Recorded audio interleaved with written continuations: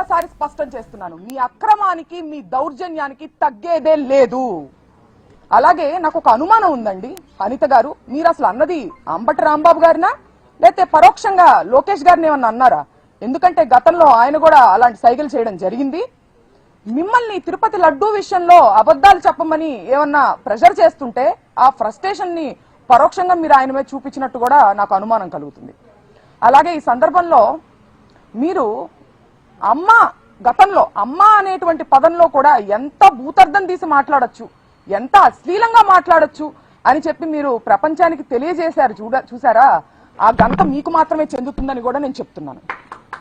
అట్లాగే ఇవాళ మీరు తలదించుకునేటువంటి విషయం నేను ఒకటి చెప్తానండి. హోంమంత్రిగా మీ పోలీసులు ఎవరైతే ఉన్నారో మా వైసీపీ కార్యకర్తల మీద దాడి చేస్తుంటే వాళ్ళు ప్రొటెక్ట్ చేయకపోగా మిమ్మల్ని ప్రొటెక్ట్ చేయడానికి మాకు ఆర్డర్స్ లేవు అని చెబుతూ దొడ్డిదారి నుంచి పారిపోండని అంబటి రాంబాబు గారికి వాళ్ళు సలహా ఇచ్చారండి. దీనికి అంబటి రాంబాబు గారు ఏమన్నారో తెలుసా?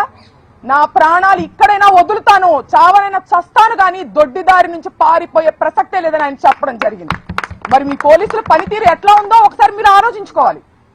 అలాగే ఇదే సందర్భంలో మంత్రివర్యులు లోకేష్ గారు మాట్లాడుతూ సీఎం గారి తల్లిని అన్నారు అని చెప్పి ఆయన అనడం జరిగింది. సీఎం గారి తల్లి అయితే ఒకటి, ఇంకొకరి తల్లి అయితే ఒకటా అండి? తల్లులందరూ ఒకటే కదా. మీరు పవన్ కళ్యాణ్ గారి తల్లిని తిట్టచ్చు, ముద్రగడ గారి ఇంట్లో ఉన్నటువంటి మహిళల మీద దాడి చేసి వాళ్ళని లకారాలతో మీరు తిట్టచ్చు. ఇవాళ అంబటి రాంబాబు గారి ఇంట్లో మహిళలమైన మా మీద దాడి చేసి మమ్మల్ని తిట్టచ్చు. అలాగే నల్లపురెడ్డి ప్రసన్న కుమార్ రెడ్డి గారి ఇంటి మీద మీరు దాడి చేసి వాళ్ళ ఇంట్లో 90 ఏళ్ల వయసు ఉన్నటువంటి తల్లి గారి మీద దాడి చేసే ప్రయత్నం మీరు చేయొచ్చు.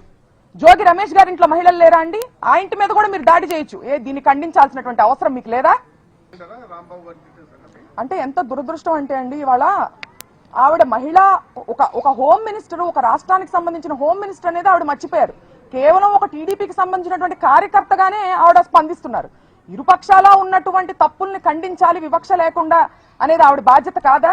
ఇటు పక్కన వాళ్ళ గ్రంథాలయం చైర్మన్ వందన గారు చేసినటువంటి వ్యాఖ్యలు ఆవిడకి చేరలేదా? అవి రెచ్చగొట్టేటివి కాదా?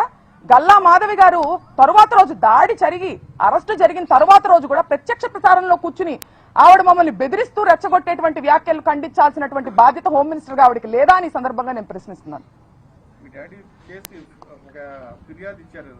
దాదాపు 25 మంది మీద ఎంతమంది మీద అరెస్ట్ చేసి ఉంటారు, ఎంతమంది మీద కేసు ఎఫ్ఐఆర్ రిజిస్టర్ చేసి ఉంటారు? హోంమంత్రి మీద ఏమైనా ప్రశ్నించారు? ఏమండి, దాడి చేసినటువంటి వాళ్ళని అదే మాటలు మాట్లాడి రెచ్చగొట్టినటువంటి వాళ్ళ మీదేమో స్టేషన్ బెయిల్ ఇచ్చి పంపించేశారు. ఈయనేమో దాడి విక్టిమ్ నేమో తీసుకెళ్లి సెంట్రల్ జైల్లో పెట్టడం జరిగింది. ఎటువంటి యాక్షన్ తీసుకున్నారో మీరు చూడొచ్చు కదా, అక్కడ తెలుస్తుంది కదా.